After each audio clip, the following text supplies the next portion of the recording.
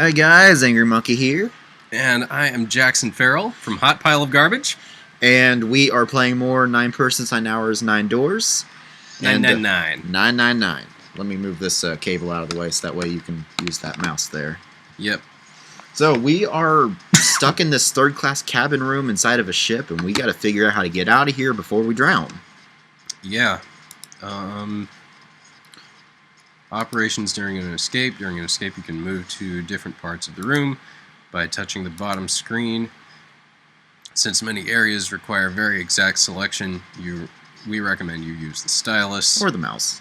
Searching during an escape. During an escape, you can touch the background to search anywhere in the room. Okay. So it's like, where's Waldo? Sorta.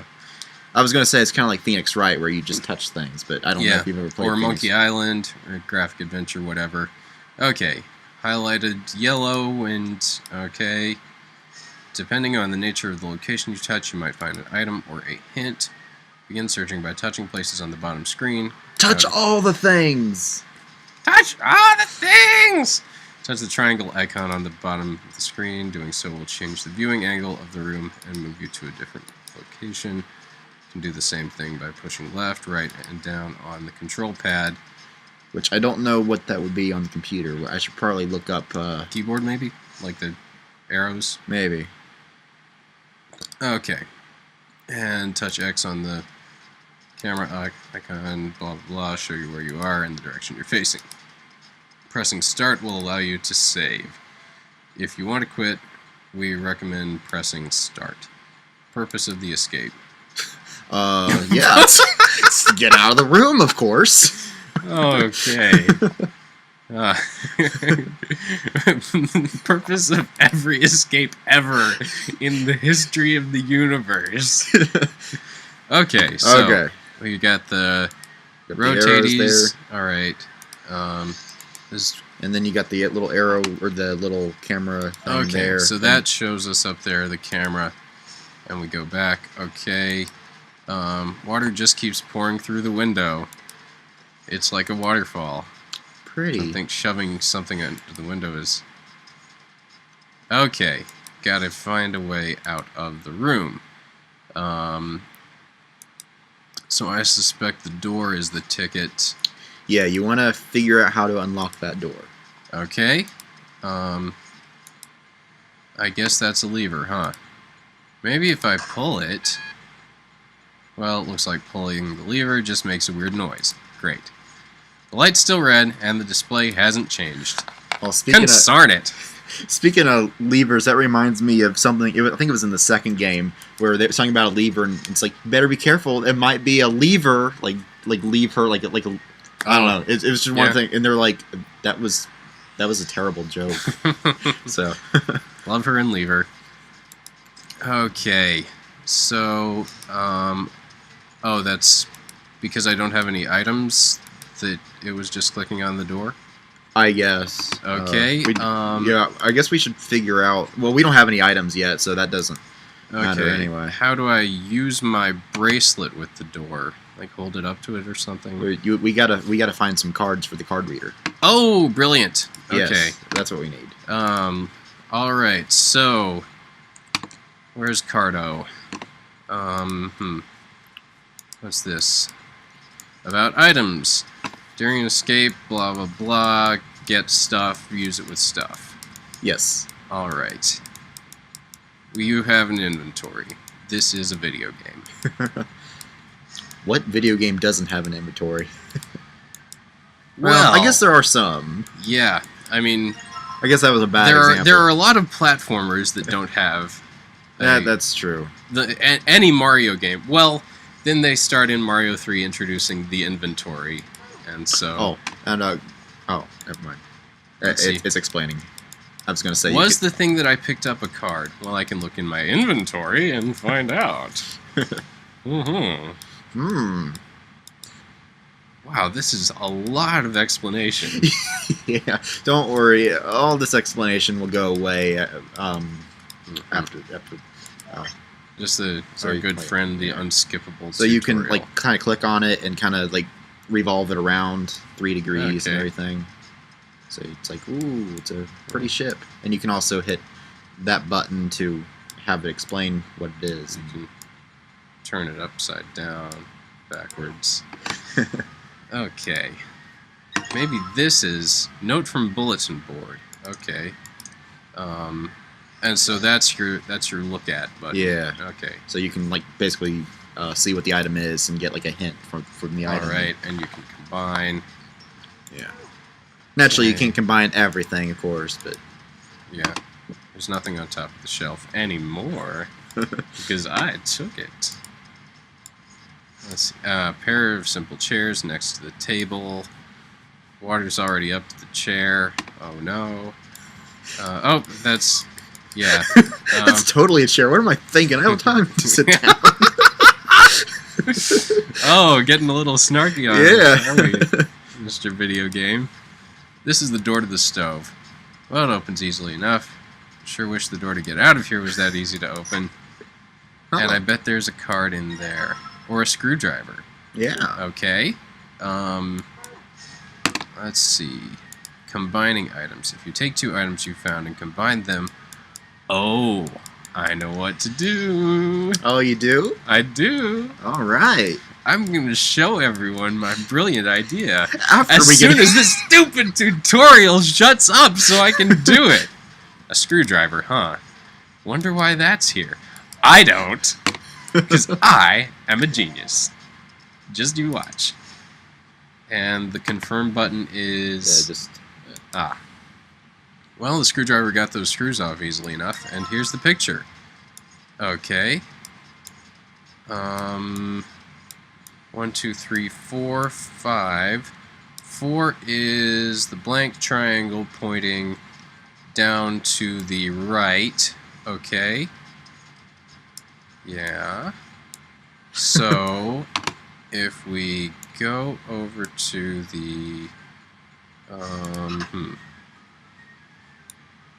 There's... Go over to the door again. And use the card with it.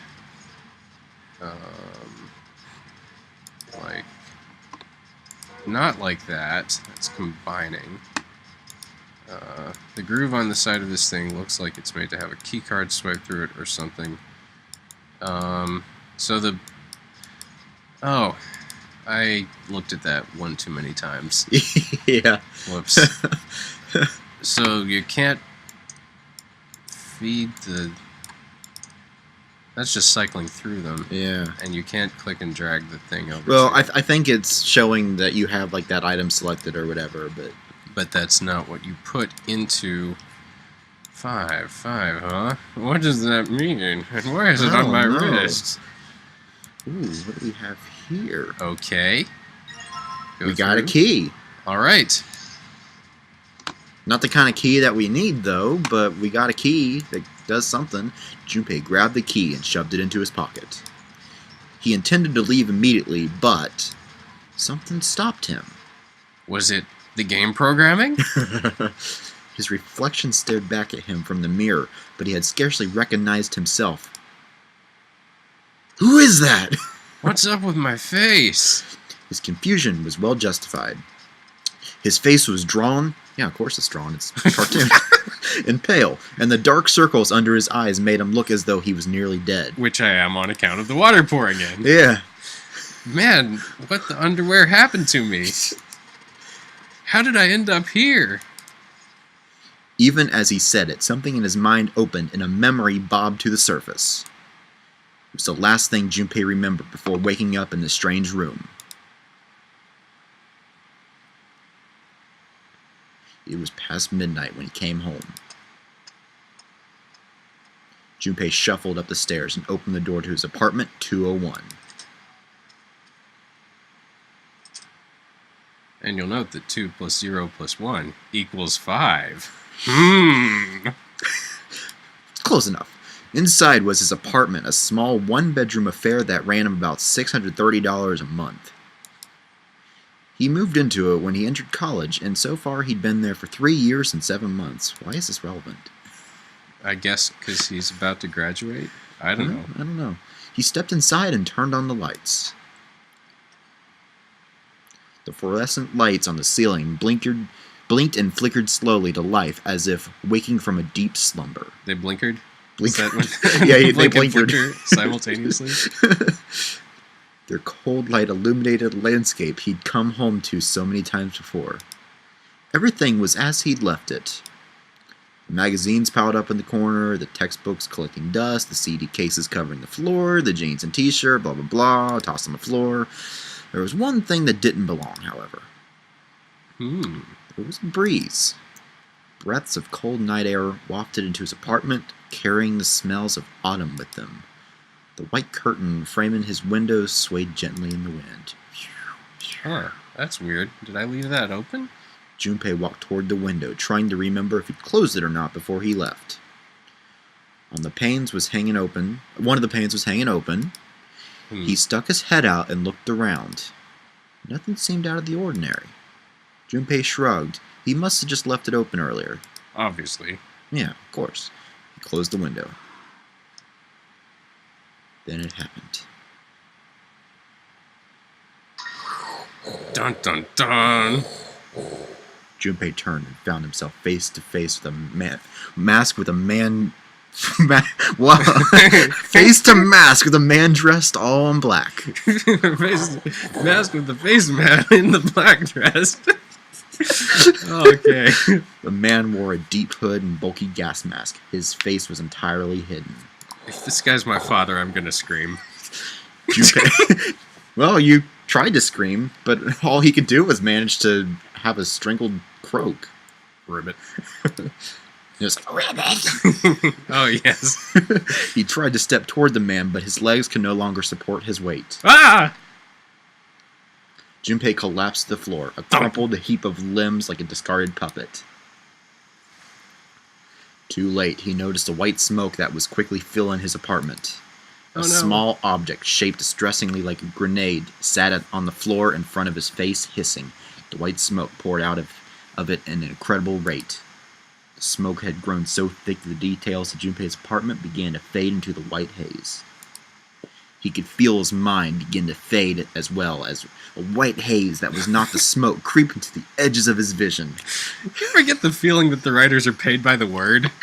Could be. I mean, it's like so descriptive. I mean, white haze that was not the smoke.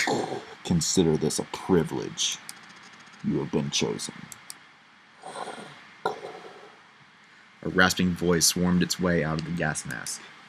It was cold and harsh and distorted in some way Junpei couldn't put his finger on. I can't put my finger on the way this voice is distorted. You are going to participate in a game. The nonary game. It is a game where you will put your life on the line. Gee, thanks, Jigsaw. That was the last thing Junpei remembered. The white smoke overpowered him, the masked man faded from his vision, and he felt his unconscious fall away into the white mist. That's right. That guy with the gas mask. That son of a female dog must have taken me here. As to who the man was or might have been, Junpei had no idea. Indeed, he wasn't even sure that his assailant had been a man. The voice had been cold and mechanical, like passed through a voice changer, and the body had been covered in a thick cloak. Who was the man in the mask? You have been chosen. Junpei remembered that much, but what it might mean, that was beyond him. I'm the chosen one, as spoken of in the prophecy. Junpei had no idea where he was or why he was there.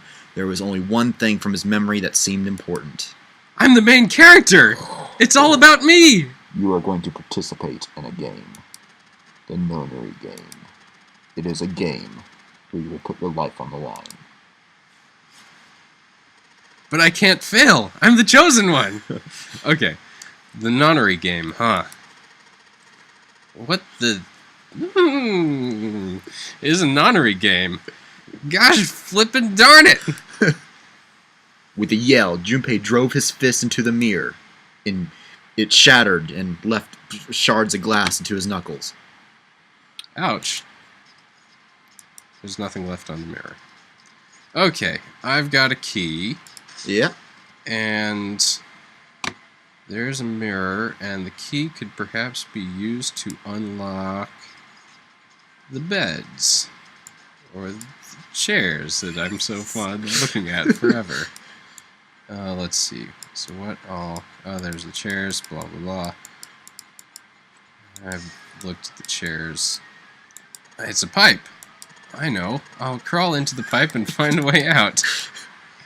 There's nobody here to make fun of my lame jokes. Man, this sucks.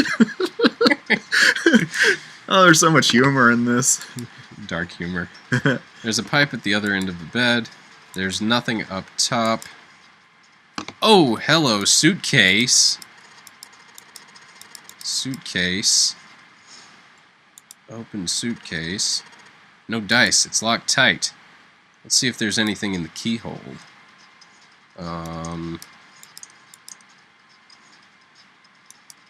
It looks like the key is the right size, but I can't get it into the keyhole. Guess that means I need to find a different key about this size. The number on the dial is 0101. Guess I need to put the key in the keyhole before I can enter any numbers on the dial. Well, that's just fantastic. Fat lot of help that suitcase is. Okay. Well, I guess we're going to have to stop this episode here, try to figure out how to open up the suitcase. Maybe we can figure that out in the next episode. Maybe we can. Maybe we can't. Well, I mean, I know all this stuff because I've played it before, but I want you to figure it out yourself. So next episode, we're going to find out, and you're going to find out, if I can open the suitcase. Oh boy, I can't wait. See you guys in the next episode. Bye.